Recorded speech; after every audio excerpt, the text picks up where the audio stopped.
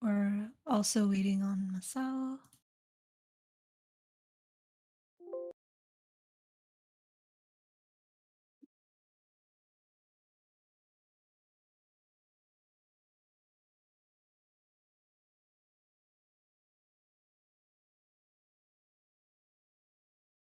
Here. Hello.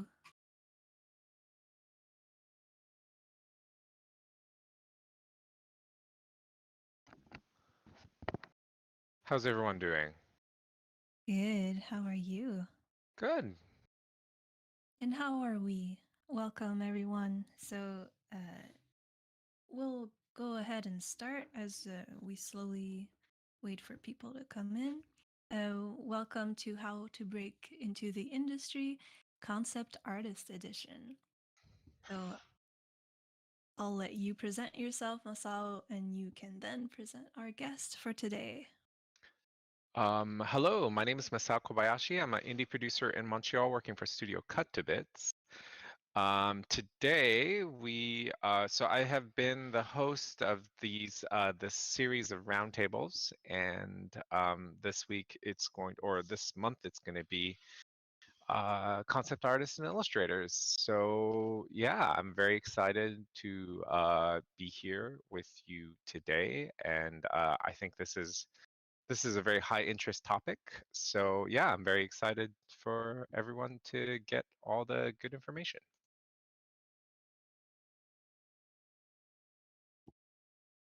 Beautiful. Wow, wow, wow. So many people coming in. Welcome, everyone. Oh, I'm also going to post everyone's social media accounts in the event chat. So if you want to follow any of the guests today, check over there. Follow. There's nothing on value on my Twitter. I mean, Twitter, man. Yeah.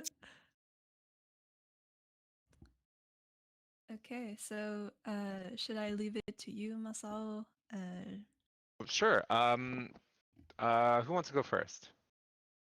I'm going to pick Sunshine. Okay. I'm unmuted, right? Yeah. All right. Hi, my name is Sunshine Kim. I'm working as a character concept artist on Rainbow Six Siege at Ubisoft Montreal. And yeah, I'm super excited to talk about this topic because it wasn't easy for me. And okay, next, Trez. Hi, I'm Trez. I am a concept artist, illustrator, and production artist. I am currently working on an indie game called Skyhaven for an indie based out of Victoria, which is called HoloLabs. But previous to that, I worked at Ubisoft and I worked at NetherRealm on Mortal Kombat X. And I've also illustrated for Ghostfire Gaming and a couple other tabletop RPG clients. And that's the short version. Okay. Jess. Oh, hi. I'm a senior concept artist in the industry. I'm currently at Microsoft. Previously, I was in Montreal, and I was at EA, and then Activision, and a whole bunch of other stuff.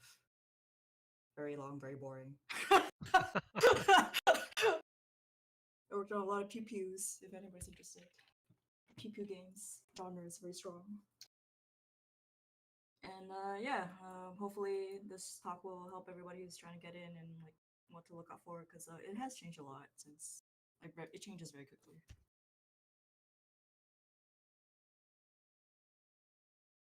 Back to Miss Al.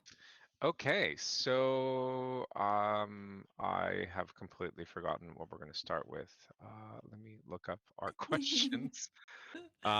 Let's see. Let's start with educational background. So, who wants to go first to talk about what their training was before they got into the games industry? Sunshine. uh, Mine was, I don't know. Well, everybody has different background, but I would like to think mine was pretty unique. I thought I was becoming an animator. I actually have an animation background, 2D classical animation background, and I trained 2D animation up until like third, fourth year of the college, and then realized that I don't like animation. And I realized that I liked painting more. So at the point, by the time it was like I was fourth year in the animation program, we had to do the thesis animation, the graduation animation. But then I already decided in my mind that I don't want to be an animator, but I had to still finish the school. So I had to do the graduation animation and at the same time kind of teach myself digital painting so I could hopefully find a job as a concept artist after graduation. So yeah, so that's how it all started. Were you at Sheridan? Yes. Hello. Hello. Yeah, yeah. Jess, I do you went want to to. go next? Yeah, actually very similar to Kim, to Sunshine. I don't know. Anyway, yeah, very similar. Sunshine's fine. Okay, yeah, very similar. I went into Sheridan for illustration. I didn't realize video games was a career until like halfway through, and then had to finish out the school, even though it wasn't really my interest to finish out the school. A lot of self learning along the way, like a lot of like you basically have to teach yourself how to paint and draw because the school doesn't really focus on those things. They're more focused on what their stream, like what the program teaches you to. So that happened. Yeah, I don't really remember what happens in between, but basically you hustle a lot and you try to. At least for me, I remember just applying to a lot of like freelance indie games, just trying to break in because the school was not they were not about that basically at the time. So yeah. Okay, Okay. so mine wasn't super unique. It's very similar. No, literally, literally, if you were at Sheridan and you wanted to get into games, but you were in animation and illustration, you pretty much had to make your own way through because True, those true. programs I, were not supporting that. Yeah. yeah, Actually, exactly. I know I don't quite a know few how people much it who changed, but yeah. Sorry, go ahead. I know quite a few people who went to Sheridan and basically ended up in games, but yeah, like they studied 2D animation and then they realized like nobody in video games does 2D animation, so they had to kind of like teach themselves 3D animation. And I heard that before. Yeah, but Trez You want to hasn't be a gone yet, concept so artist? let's talk to Yeah. Trez. What's your Yes. educational background? Well, strap yourself in for a long and winding journey. um, Man, I have only ever wanted to draw wizards my whole life. Uh, but my risk averse immigrant parents advised me when I was young that that's not a real job people can have. So, first, I did corporate graphic design. And I didn't even think of game dev as a career possibility because I was like, well, you either have to be super genius or Japanese to do that, or both. Anyway, eventually I just couldn't do any more corporate brochures. And that this was when like game development schools started becoming a thing. And I thought, well, what if I went back to school for game development? So I did. And I told my mentor that I wanted to be a concept artist. And he said, yeah, you should be a 3D artist instead because it's more employable. And I listened. I became a 3D artist. I was a 3D artist actually at Ubisoft for 3 years. But the entire time I was working there, I kept wandering over to the concept artists' desks and just watching over their shoulder with giant heart eyes. And then I thought, this is what I really want to do. This is what I'm really passionate about. I want to turn into them. So I just started like asking them for pointers and feedback and showing them my drawings. And so I did my 3D job while I started doing 2D like concept illustration stuff like that, commissions on the side, and I started doing it more and more and more and more until one day I was like, I think I can make a living off of this. And so I left my 3D job and started doing 2D freelance full time, and I've never looked back. Was that long and rambly enough? That was beautiful. Trez It's also excellent. completely bypassed the fact that she was a travel she was a heavy metal musician Ooh, even before the games industry. So you know Oh that was that wow. was that was that was yes. her that I was the still starting part before like she was like, you know what, I'm gonna go work in the games industry because that's a real job. which I still think is a hilarious quote. I mean, it is, but also, if any of you in the audience have had a parent tell you you can't make a respectable grown-up living drawing wizards, don't listen to them because you can't. Okay, you know what? That is true, but also my mom literally asked me last year, "Hey, do you want to go back to school for your doctorate degree?" I'm like, "Yeah, no." Uh, this is definite. This might be an Asian parent thing. It is an Asian parent thing. I'm getting it. It is an Asian parent thing. Say, "Hey, do you want to Can go I back for your doctorate degree?" Like, yeah, no. can I add something on top of that? Yeah, my mom was like that too when I told her that I want to be an artist, not a lawyer or whatever she wanted me to. She actually had like needed a week to digest that, and she came back to me and said, "Yeah, really." She came back to me and said that, "Listen, I'm gonna support you whatever that you want to do, because like let's say 20 or 30 years later, you become a lawyer, and you're not happy. I don't want to take the blame, you know." So I'm not Aw. confident to hear that you saying that I became what you wanted me to be, but I'm not happy, you know. So whatever you succeed or fail, it's up to you, but I'm gonna support. So Oh, that's that's what great. happened to me. My mom That is the is best. extremely sweet. And I'm happy. She's happy too. So yeah. Yay! One of the things Yay. that made my mom come around actually is she Googled how much the game industry, how much revenue the game industry made in the year that I went back to school. And that brought her around pretty quick. That Yeah. that's a one way. That's a one way.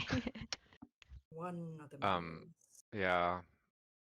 I don't know. My parents just, I think, just got used to it over the years. How long has it been for you, Masao? I've 20? been in the industry 16 years because 16? I was around with the dinosaurs. Okay. I'm counting I down the years until yeah. I use it. When I started, people were still releasing games on the PS2. That's all I have to say. Anyway, let's okay, so I think some of you have kind of touched upon your first jobs. Trez, you already talked about your first job in the game industry. Jess, you want to talk about what your first job in the game industry was? In the intern thing, but it was, I mean, they called it an internship, but really it was more so like you're learning on the job. I'm not really sure how much learning was to be had there, but it was a lot of like little indie freelance jobs like that. I did everything. I did like architecture design, I did some graphic design, I did VFX for a hot second, and then hours are not fun, so I noped out. And then animation. I did a lot of stuff. Yeah. Not very interesting to be honest, but it's more like you just need like something to try and figure stuff out, and usually those, it's probably very different now to be honest with you. Like back then indies were super scrappy, even scrappier than it was. Like it was like hardly a business back then, so Yeah, exactly. Mhm. It's not like now, but it really was like super scrappy, and you were just trying to make stuff work with a bunch of other people who were trying to make stuff work. It's very different. Yeah. yeah. And how did you kind of transition into concept from there?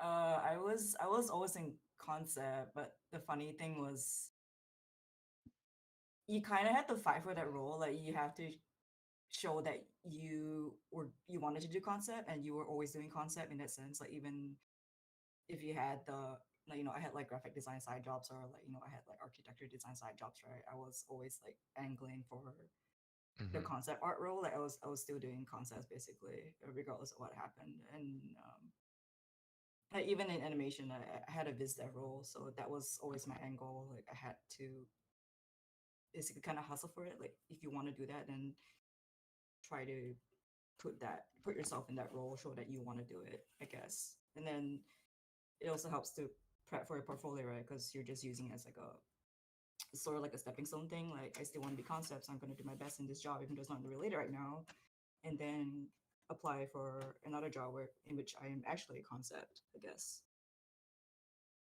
That was kind of Okay. what I was thinking about it. Yeah. I think it's still similar in that sense. Like being concept art is very competitive, so like it's generally pretty difficult to kind of get in from the get-go, right? So people tend to have other jobs. Yeah, I think so. And but that's not really a bad thing. Like if you only knew about concept art, right, that is honestly a bit of a weakness. Like if you have a broader background, right, like you have a broader knowledge of other things, that's actually really like beneficial personally. Like I would prefer somebody who is a bit more well-rounded in terms of like subject matter and stuff, and not just consume concept art all the time, because Hmm.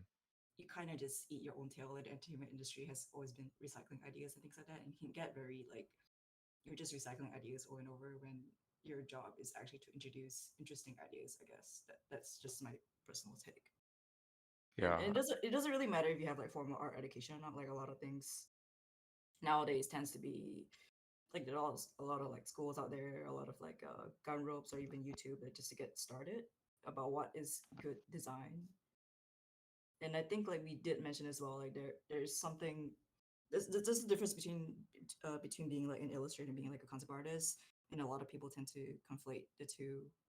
Like a lot of the nice paintings you see like on games or like the ones that are being published, those are usually like key art or like marketing art, and those take like a really long time to do. That's not really what you might do on a day-to-day type of job. Yeah, the pseudo art paintings or pseudo oil paintings that people put out as concept art, which is not concept art at all. Yeah, I mean, like there's a place for that. Like sometimes Oh you no, need. I don't get me wrong. Like it's really important, and I think and frequently and early in production, I think it's used to kind of set the tone. But Yes, yeah, yeah, I think from my perspective as a producer, like concept art's really there to kind of serve the other, and I think this is what you were talking about, Jess. But like concept art's really there to serve the other disciplines into kind of steering them. So yeah, I'm totally with you saying in your in your perspective that when a concept artist does have a more rounded background, they're going to know more about what these disciplines need than someone who just kind of comes from an illustration background. yeah, 100%. Mhm. So let's see. Sunshine, you want to talk about your first job in the games? Yeah. So after I graduated, I was kind of lost. I don't think I was ready to be like I at least I thought I don't think I thought that I was ready to be a concept artist. So I was actually looking for anything that I can do at the time. Like I have like animation background, so I was like mainly looking for 2D animation jobs. And there's one concept job. I was in Vancouver at the time. There's one concept job that was available, so I applied for that, and everything else was 2D animation jobs. And none of the 2D animation jobs got back to me, but the one concept job got back to me. And I did an interview, and that project happened to be Halo project. It was Halo Fall of Reach. It was semi-animation thing, but it was like part of the video game. Um, and I got the job. It was my very first job as a junior artist. And ever since then, I never thought about like going back to animation. After that, it was just it all worked out. It all became naturally a video game concept job after. So So yeah, was your first job with Halo, was that a concept job or was that more of like it was like a illustration or previs or? it was like a there was a part of like yeah, it was a little bit of everything. They asked me to do a little bit of a concept for here like minor things here and there. But I feel like there were more background painting job. Um, and that included a little bit of designs as well. So honestly, it was a junior artist job that simple thing that senior have no time to do basically. So I was doing all these like minor things here and there. So it wasn't 100% concept job, but it was like kind of combined with like other little things. Still, I think I feel like it's pretty rare for concept artists to start straight out of school to do concept. Is that just me? D- Uh, You I probably really, you yeah. all probably know I better. I think it depends on where you're at. Like if you're in an area that has a lot of like game studios or whatever, then it's a lot less common. But if you're in like a city or a place that does not have those, that industry openings, and it is a lot harder. Is kind of what I find. Okay. True. Yeah. Cause after finishing school, the Sheridan is in Toronto area. I went Yep. to Japan for like half a Mhm. year, and then came back to Vancouver. So I was looking for a job in Vancouver. So, I feel like I don't know about now, but at the time there were more video game opportunities in Vancouver than Toronto at the time. Yeah, 100%. I So went to Quebec, Yeah. so yeah, yeah. So that's why at the time I decided to go back to Vancouver, not Toronto. So I think it may helped. Yeah, Toronto has really grown a lot in the last, I'd say, what, 10 years? But like the OG game hotspot in Canada used to be Vancouver. Mm. yeah, and that changed over time to Montreal, and it still is Montreal for in most part. Yeah. Well, I mean, Montreal is at this point it's such a behemoth. There's 14,000 game developers or game industry people Uh, in Yeah, uh that's in insane. in mhm. Montreal. Considering the fact that like I mean Montreal's a fairly big city, but it's not like yeah, it's the biggest concentration in the world, if Yes. not definitely in North America and if not the world. So okay, so we talked about education and first jobs. Do we want to talk about portfolio next? Oh wait, I'm just gonna chime in. So like for example, I know there's some schools in Montreal. They have a direct pipeline to Ubisoft. So if you attend some of their programs, you like most people get snatched up from there. So it really depends on the city and like depends on if the schools have relationships with those studios or not. So that's how most places get junior artists. I know somebody in the chat they're asking about like opening entries for junior concept artists. It is very rare unless you have those connections. Like even in the States, if you are an art center graduate, pretty you have a higher chance than most in getting into a West LA studio or LA studio because the school is there and the studios are there. Like they are openings, it's not impossible, but that's kind of why they pay the school fees, right? Unfortunately. Yeah, so one of the things that like people don't really talk about very much about junior jobs is that they generally don't relocate juniors. Uh, there Um, are Yes. there are some exceptions to this. Ubisoft Halifax actually paid to relocate me from Chicago as a junior, and the loophole here I think was that there are not very many game developers in I was gonna Halifax. say it's yeah. It's true, no, I'm but joking. and I guess so the follow-up thing that I wanted to say is that so when you're in like a extremely competitive labor market like Montreal, like here it's extremely difficult to find game developers because like it's so competitive to find them because there's so like you'd think with that many people making games like you'd be able to find game developers, but the reason there's so many game developers is because there's so many studios. So consequently, there are actually quite a few jobs, junior jobs that open up in Montreal that are generally only open for people who can legally work in Montreal. So yeah, It's that the visa is problem as well, right? Like yeah, if yeah, you want that's to the give a thing. visa to a junior, that's like a whole Well, bunch of other problems. yeah, there's actually legal ramifications as well. Like this is again going into very specific Quebec issue, but or Canada issue, but there's actually a special class of visa that is available for game developers, but you have to have 3 years of game development experience to qualify for that visa.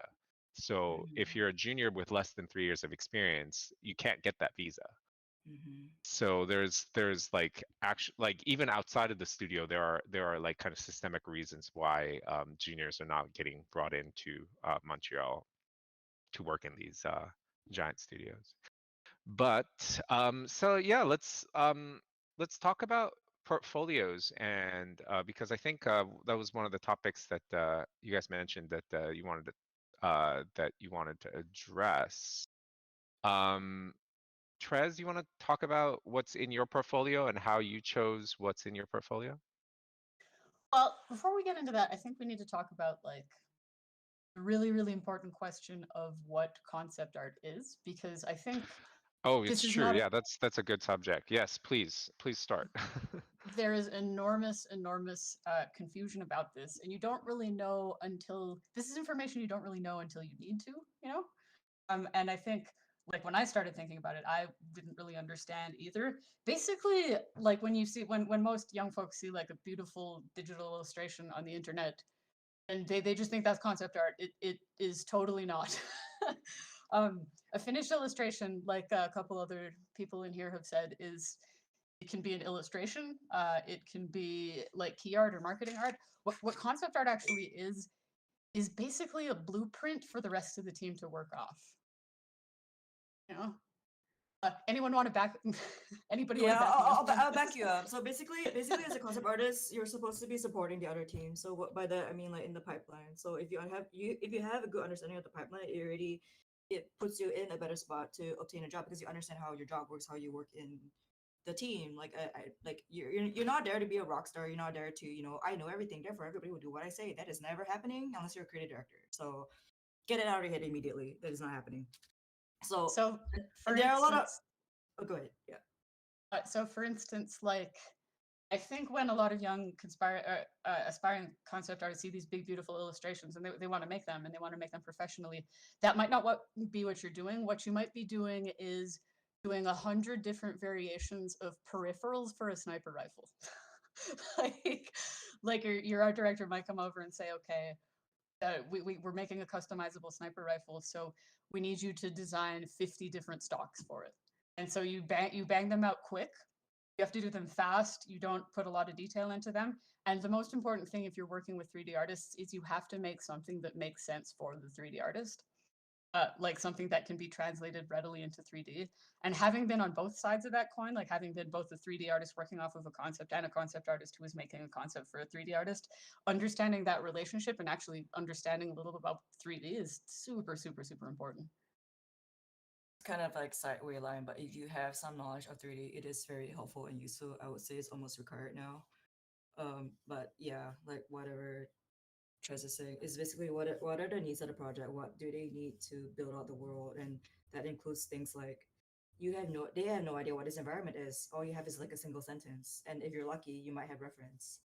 I mean, usually they will have reference, but sometimes you don't. You're talking with other people to figure out what this game will look like, and that includes everything like what does the environment look like, maybe like what the corridors look like, what the floor look like, what does mountain look like, everything, because nobody has any idea yet. And then this kind of depends on which stage of the game you're in. The figuring out part usually happens in blue sky, in which case this is the stage of the production where nobody has any idea what anything is. So you're there to kind of help throw out ideas, see what people want, see what they don't want, and kind of narrow down from there.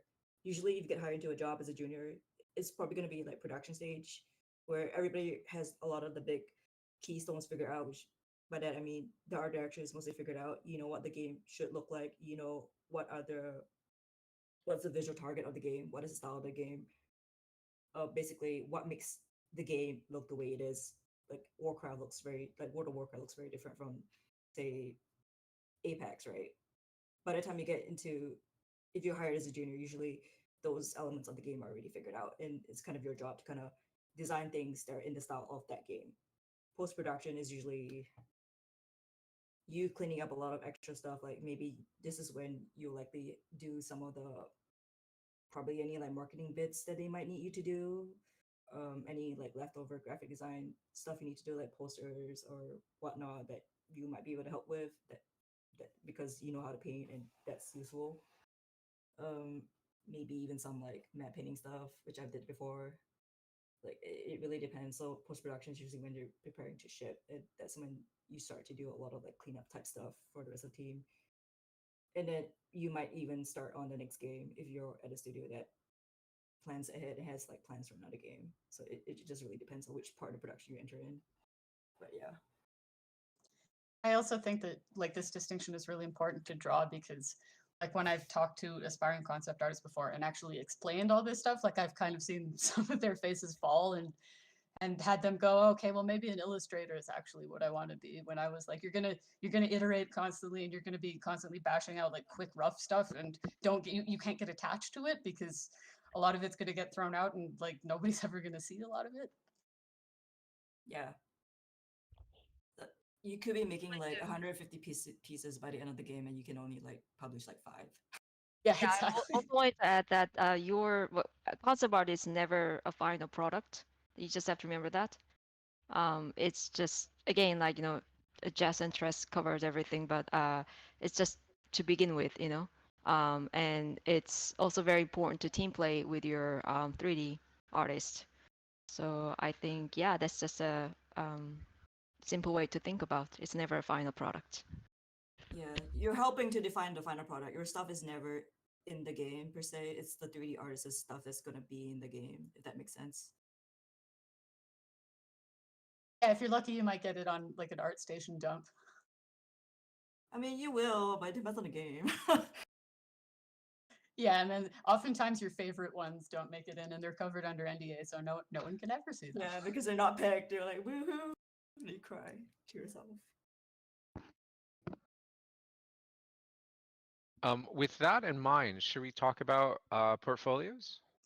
Yeah, sorry about the detour there. Oh no, I think it was a really necessary detour. Yeah, no, it was an excellent detour. Thank you. So who wants to go first? What do you have in your portfolio, Sunshine?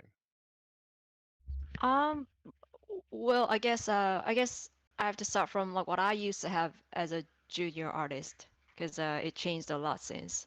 Like again, like I agree that it's um you're likely to hear more from the studios when you are more generalized than specialized as a junior artist.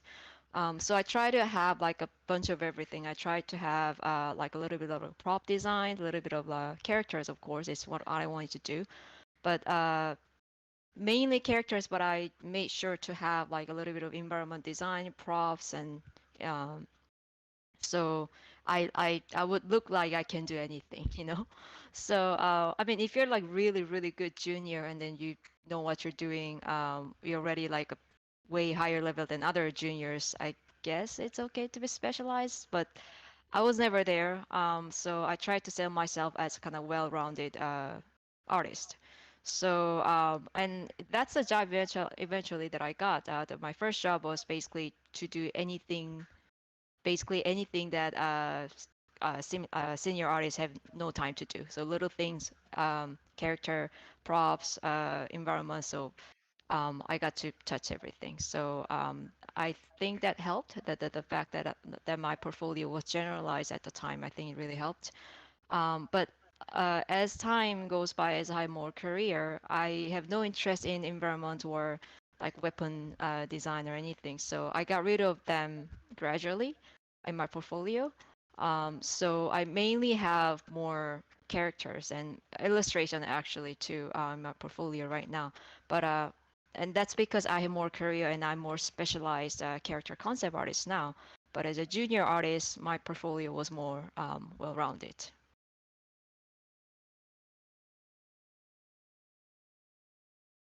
Yeah, Okay.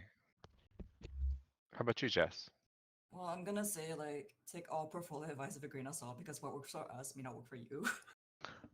It's very different now, so yeah. And I've heard a lot of people say things like, "Well, if you don't really want to do environments, then don't put environments in because they will make you do environments," which is what Kim did, right? Like Sunshine, like gradually move towards things that you actually want to do. But I think yeah, that's what I would say because you don't want to be constantly hired for a thing that you're not interested in. But I will say that regardless of your character or environment, I still would expect any concept artist to know how to do props. If you don't know how to do props, I have nothing to say. Yeah, and it depends on the type of studio too. Like if you're gunning for like more indie studios, they tend to prefer generalists because they would want somebody who's able to do a broader variety of things than triple A. Triple A tends to be more specialized, as you can see from the various like job postings.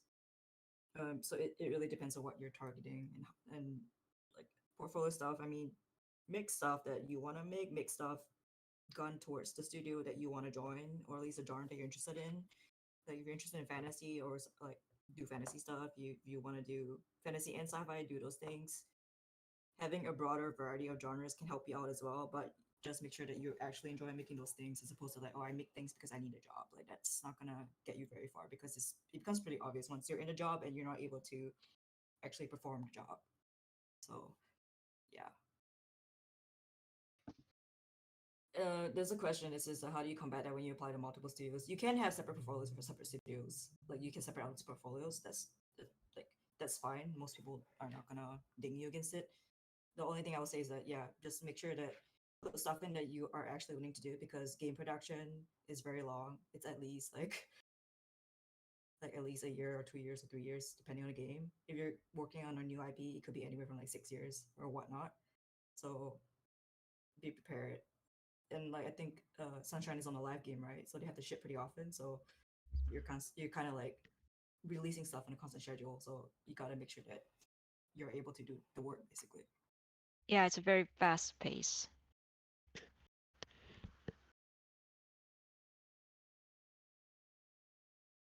Okay. Oh wait, portfolio stuff too. Yeah. Also, something I do see pretty often that not enough people show is process. Like I want to know, what is your process when you're doing stuff? Like what are your references? Do you work without reference? You should always work with reference, by the way. No, nobody should work without reference. Yeah. So in your portfolio, like it's good to show like what were you looking at? How do you apply that reference to your design? What is your design iteration? And then how, if you have like a final painting, like how did you incorporate that design into the final painting? This goes environments. This goes for environments as well. Like something else that people don't really do is like material callouts, which is important for 3D people. Like what materials goes where, because they need to build that and they don't know unless you tell them or at least share your thoughts about it.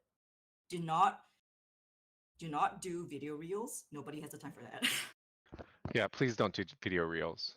Unless you're a VFX artist or animator. If you're not any Yeah. of those disciplines, don't do it. We're just gonna skip past you. Also, this Yes. is like a personal, like, I'm sorry to interrupt, but this is Oh, like a go ahead. personal pet peeve that, like, please don't make personal websites unless like you're trying to like apply to make websites, because just put it on ArtStation. Like it's like I do not want to click around to your website to figure out where exactly everything is. Yeah, that might change, but at the moment, that is the correct for this moment in time. Yeah. Everybody only wants to look at ArtStation, so don't bother with the personal portfolio. I actually have like the magical kryptonite of portfolio advice right now. Google, I guess with the disclaimer that, as I forget if it was Sunshine or Jess who said that advice like widely, I've gotten so much widely varying portfolio advice that sometimes it's luck of the draw. But the best condensed piece of portfolio advice I've ever seen is the Adam Hawk portfolio concept portfolio guide. It's from Adam Hawk, which is an outsourcing studio, and they tell you exactly what they want in your portfolio, and it's really good all-purpose advice. And as I think Jess just said, they want to see your process. They want to see iterations. They want to see turnarounds. They want to see your thought process. They want to see props. They want to see orthographic views of stuff. It's really the best succinct piece of advice I've ever seen, and like it's kind of like a, it's like I said, it's like portfolio kryptonite. It's really good and really useful. And they also have specific advice for character and environment and props. Yeah, I mean, I think our station is good, but also just for future notes, like don't depend on any one website like CG Hub. So I guess everybody here wasn't there. Basically, it was the art station before art station, and then one day the entire website went down, and everybody's work, if you did not back it up, it was lost. So keep copies of your own work in case. Oh my god, Yeah, that sounds yeah. horrible. Yeah, and then they try contacting, like the person who owned the domain, and they're like, no, I'm not putting it back up. So yeah, so just personal websites are just keep a backup of your work. Don't put everything on just one site because of that. As well, like personal websites, I think it's okay as long as you keep information very clear, very straightforward, like what ArtStation has. I think the main thing is don't make it too confusing for people to look through your stuff. Because I just want to see your work. I don't want to click around like 5,000 times. I want to see what you're showing me. Put your strongest stuff there. If there's a piece that you're not sure about, just take it out because you're already unsure. So yeah, and I think there's some questions here too. Like you can't control how people view your work. Like if you have a diverse portfolio and you think it's not good, you can't really control that. All you can do is put out your best work of what you want to do. Because there's a lot of things you can't control for. You can't control if people don't like fantasy and you have fantasy stuff and like, that's why they don't want you to take a job. Just focus on what you can do in your portfolio. How could anyone not like fantasy? Just kidding. Again, yeah, but it's like, people have biases, right? And you don't know what those biases are when they look at your portfolio. All you can do is show your work at the best work that you have. So, yeah. Generally, there's a tendency to whatever is in your portfolio the most and whatever you're the best at is what you're going to get hired to do, which is why, despite many years of working on sniper rifles, there are no sniper rifles in my portfolio because I don't enjoy doing them at all. Exactly. I understand that completely. Gun skins. Sorry, in the chat, I mean, if you somebody if you mentioned the Wix website. I don't know if it's just my personal preference, but please don't make your portfolio on Wix. I've seen so many recruiters or senior artists, like in my previous studios, when they get receive Wix portfolio, they don't even bother looking at it. They just skip it because they feel it's unprofessional. Google, it really doesn't matter as long as it's easy to navigate. I'm gonna say like Wix sites have a tendency to be badly formatted. That's my only complaint.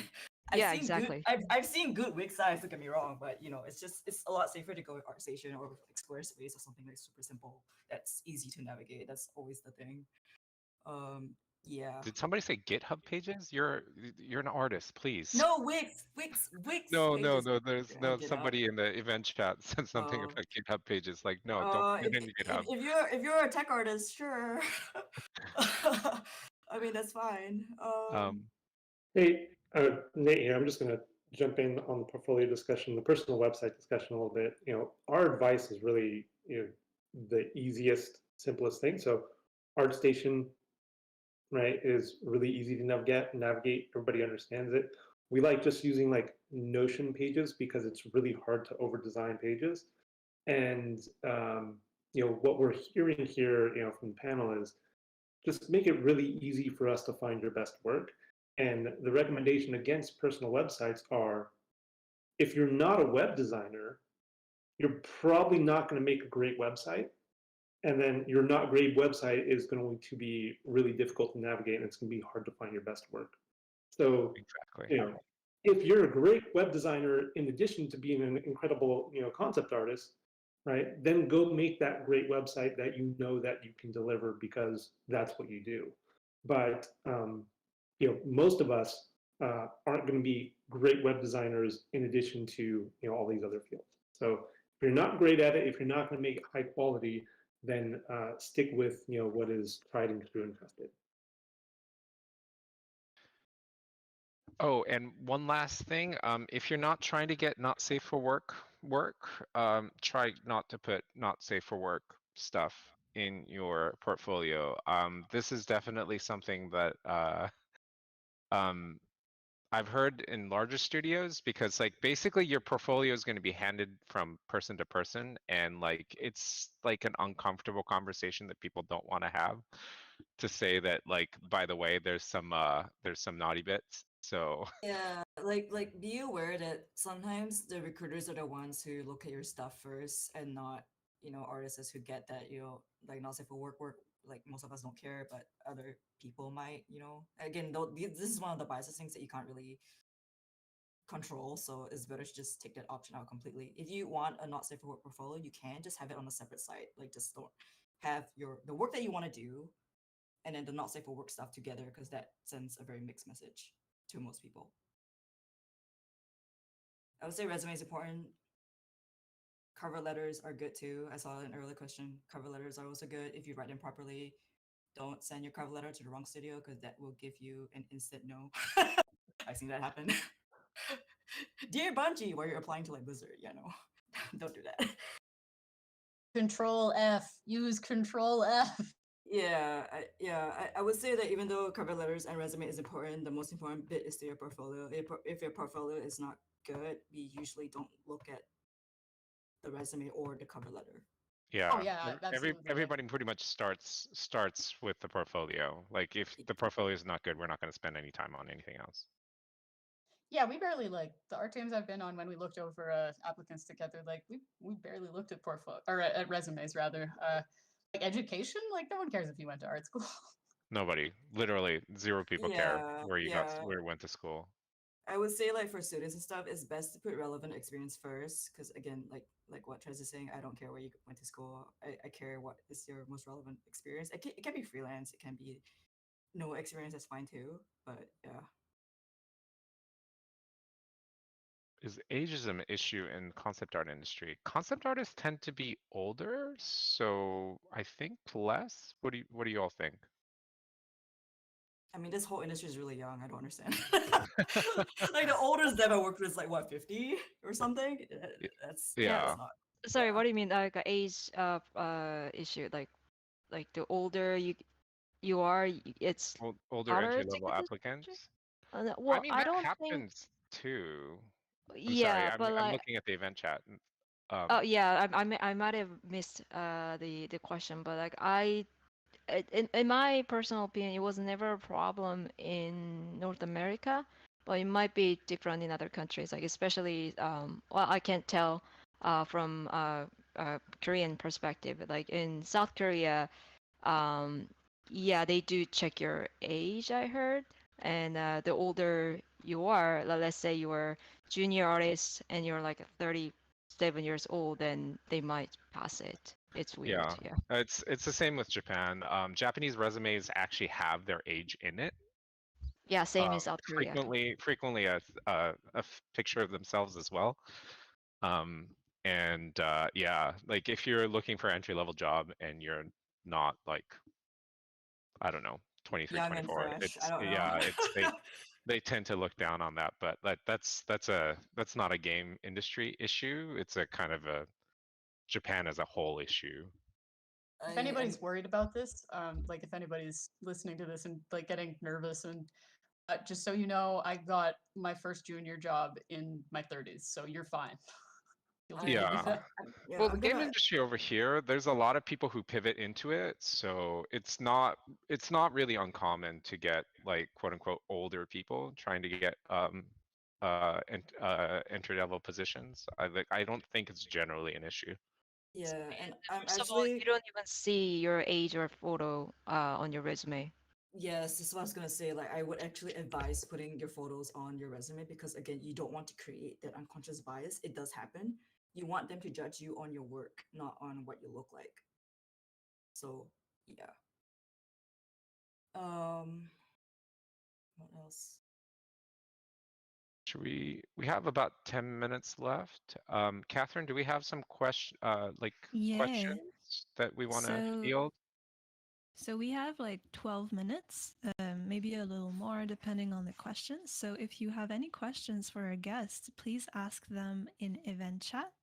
Um, obviously, we won't be able to answer all of them, but yeah, that's all. Several people are typing. Everyone's Yeah, furiously typing right now. amazing. Can I give my Type away. general can I give my general all-purpose piece of advice before that I think could Yes, potentially Of answer a bunch of go for it. questions? course. Of course. The other day, a young aspiring artist asked me how difficult, like how hard is it to get a job in as a concept artist in the game industry? And I think this is really important to answer. The fact is that I think that that's the wrong question. I think the right question to ask is how big is the gap between my current portfolio and a hireable portfolio? And what things can I do to close that gap? Yes. Yeah. That's The it. That's my things masterpiece of advice. no, my It's go ahead. oh go ahead. Oh no, I was gonna say my second piece of advice is it doesn't matter like if you attend an art school, like an outside art school or like a workplace, the moment someone does something that you're not comfortable with, that is not okay. People offering you jobs for doing questionable things, that is not okay. Nobody will. People have talked about blacklists before and stuff like that, and they're scared of being blacklisted as a student.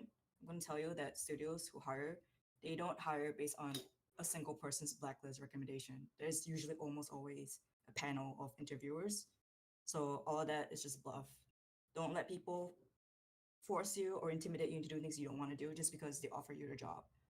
And that is pretty important considering that the industry still has a lot of predators around, and it is getting better than before, but they are still there. So yeah. Yeah, and it's not a AAA or indie thing. Like Yeah, there are shitty people in AAA, there's shitty people in indie. There are nice exactly. people in AAA and nice people in indie. Like you know, it's I think I've talked to a lot of people who seem to think that like indie is this like happy haven of nice, you know, forward thinking people, and it's definitely not true. It just means that like it's a smaller studio, so in fact, if the people in charge are not great, like things can go very badly very quickly. So Yes. That's just like a just be careful what you're getting into. That's basically it. I'm having a much better time in indie generally, but that's very specific to me, and I've certainly had friends say the opposite. I think indie versus AAA, they're just two different sets of problems. Yes. I mean, it's all people problems at the end of the day, you know. Absolutely. and Trez, to be fair, like you've been in the industry longer, so like you probably are not walking into places that have terrible reputations, which I think juniors kind of that can happen to people who are entering the industry. So That's true, but I also walked into places with terrible reputations before I knew they had terrible reputations. Yeah. yeah. That's hard. Okay, so I'll take questions. So okay, so let's rate these questions with emote this. So like if you guys want absolutely to answer a certain question, please react with the emote like the emoji this, and I'll take these questions. So there's one with 13, 15. Okay, question. Is it better to apply directly to studios even if they don't have openings, or look for any opening related to what you want to do regardless of the studio? Um, from my perspective, don't apply to studios that don't have openings, because your resume and portfolio will just go into like the dark pit that nobody will ever look at. I agree with you, But Sal. that's my personal perspective. And if it's an indie studio, like God knows when they're actually hiring next, and they'll probably forget by the time that they get around to it. Because, like, for example, I don't even know when we would even hire a concept artist. Like, it'll probably be in like, I don't know, almost 2 years, and I'm not gonna remember a portfolio that I received now. That's fair. Yeah, I actually agree. I did well when I was looking for a job like earlier in my career, I same thing. I just applied everywhere anyway because my take was at the time I'm not losing anything. It's not like they're gonna blacklist me. It's true, but at the same time, yes. If they're not looking for a position, they're not looking for a position. So it's likely that they'll just like pass and forget about you. So I would say when they have an opening, then apply. Okay, Beautiful. I see Okay, another one so that's pretty popular. What is something yeah, that with applicants miss or doing wrong in their portfolio? What is something typical that makes your employers decline a portfolio? If you lie about your work, that is a big no. Like I've seen people, right? People do that? Yeah, they put Oh, in a big time. piece that is not theirs, and then I happen to know this piece, right, is made by somebody else. Instead, no, because you're plagiarizing. Wow. And then if you do that, it's like, how can I trust you to create something original for the project if you're copying someone else's work? You know, that is a big no. Yeah, I've seen portfolios that yeah, it was basically plagiarism. Like it wasn't like someone else's work, it was their work, but they plagiarized some like a really famous artist or like multiple Very times in their closely. Like portfolio. they Yeah, yeah. traced or It's not a tracing, but it's like definitely like copying, like exact okay. same like composition, exact same like color. It was Yep. like 100% copy. And then the thing is, the worst part is I do remember the original piece. So like, why are you lying to me? I know the like where this original art came from. So that have like we've seen a few of like a portfolio. I can actually count like that. So never plagiarize. I think. I mean, it's obvious, but then it seems like it happens a lot too. Pretty big is the resume thing. Like, please don't put yourself as an art lead or anything if it is a student project because you're not actually leading people. That is a personal pet peeve. Like Oh, me too. being a lead is actually really difficult, and being like a director is also really difficult. So please don't put that you're an art director for your student project and just say that as like a job description. Please be clear that it is for your student project or whatever it is, because the expectations of that versus like the expectations of being an actual art director are very, very different, and you're just misleading your experience to other people that will also usually get like a cut from a lot of people, to be honest.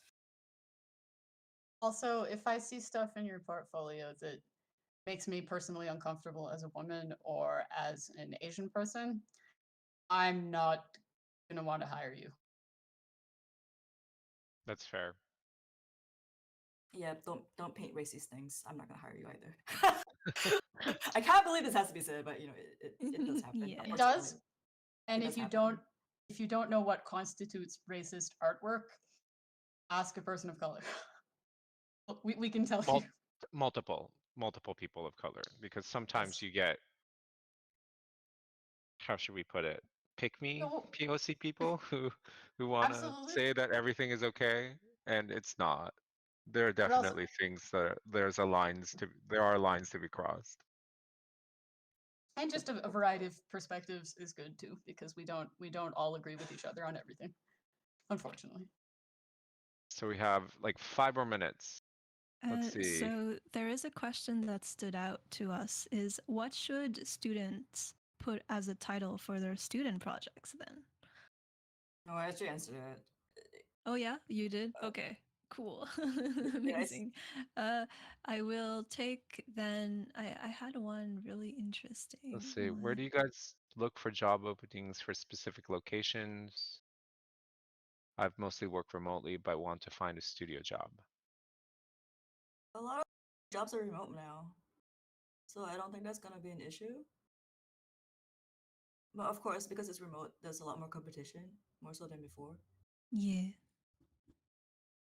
It's true. We our studio, we hired 4 people in the last 2 months, and only one person is local. Everyone else is from another country. So now you're competing with everybody.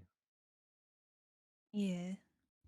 That's like what we have to like I think it's for the better in some way that like you kind of see like you can have you what what do I mean? What do I mean? Like there's this gap of experience that you suddenly can have access to. So it's been like a lot more difficult to make a decision also like for hiring managers of just like, oh, do I look elsewhere? Do I look local? So because they have the option now. The last Uh, question that I want to sorry, go ahead. oh no, I'm waiting for you. Well, okay, good, amazing. So this question was interesting. For more realistic sorts of games, how important is art style in concept art? My style is semi-realistic, and I'm worried I won't be able to match up to what a studio would want. If your style is semi-realistic, then don't apply to realistic games. Oh, okay, yeah, straight up. Yeah. I'm Yeah. go ahead. Sorry. Go ahead. Sorry. Go ahead. Like Oh, if I'm you're gonna. oh, go ahead. Oh no, I'm gonna say it actually depends on the discipline, because I think for characters it doesn't matter as much because but it depends on your director, because half the time with character pipeline nowadays you have like face scans and all that stuff, so they're gonna use that. But it depends on the studio. I Yeah, mean, for I sure. think it depends on the game. Oh, go ahead, son. I was gonna say then, I mean, like, yeah, style, I would say does matter. So apply for the studios who, that you can do basically, like I do have like a realistic, I would say, style. So I would not apply for like a casual, like a like very stylized games like Epic Games or Riot, that they're not like my art style at all. So like they are like they're different, like various different styles in the industry. So there must be studios that matches your style, So I would aim for that studios and don't even look at these styles that you can't do. Yeah, again, you're there to help the team. So maybe your personal style is semi-realistic, but if you can nail a realistic style that's in your portfolio, then I know that you can do the job, and you will basically position yourself better to get hired. And this is kind of a generalized advice, but remember that you're competing against people as well. So if you're applying for a job that your style is not a good match with, there are going to be other people who are going to be applying to that job where their style is a good match. So try to put yourself in a situation where you're more likely to have a competitive edge. Okay, so we are at 3 p.m. So we're gonna end this. Any last words?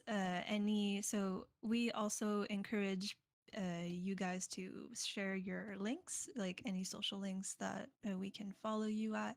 And yeah, so Like a Trez, copy you go ahead. earlier Yeah. because I put it in a single. My parting remarks. do you want to get to Yeah. my parting remarks? Yeah. This is Final words, yes. Final words. this is a wonderful time to be a concept artist or a digital artist or an illustrator. It's a great time to work in the game industry. There's lots of reasons to be optimistic. The only like parting piece of wisdom I can give you is that it's actually as close to a meritocracy as I think you can find in the world. Like you'll get work depending on how good you are, but you can get like the only way to become a better artist is just to work really really hard at it. So if you're not there yet, just keep working, and I promise you, you will be someday. How's that? Yeah, Beautiful. same lines as Trez. Like, don't give up. Don't give up, but also be realistic about where your portfolio is versus a hireable portfolio, like Trez said. Working hard does not mean anything if you break your body, so don't do that. A lot of That us too. have arm problems, the back problems, all that stuff. So take care of yourself. If you need like somebody to like bluntly assess your portfolio, just find somebody on Twitter with a good portfolio and ask nicely. And lots of us are super super happy to do that for people, but just get ready in case the answer might not be what you're hoping for. That's actually good advice. Yeah, Sunshine? for me, they covered everything that I wanted to say, but I have to come up with something else.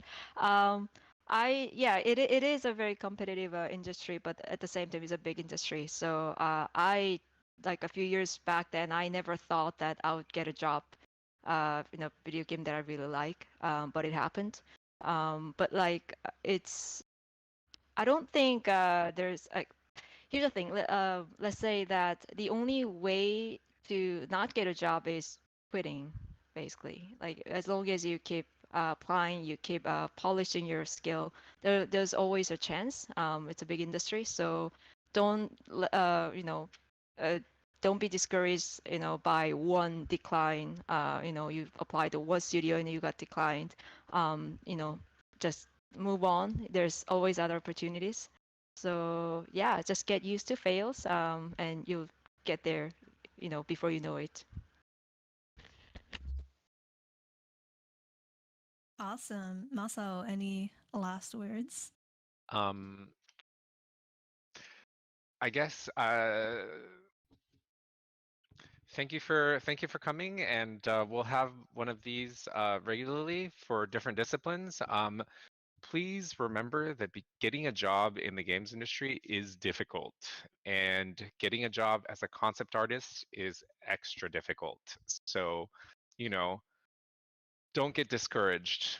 Like it makes it's totally normal that it's very difficult to get your first job, and keep practicing, keep improving your portfolio.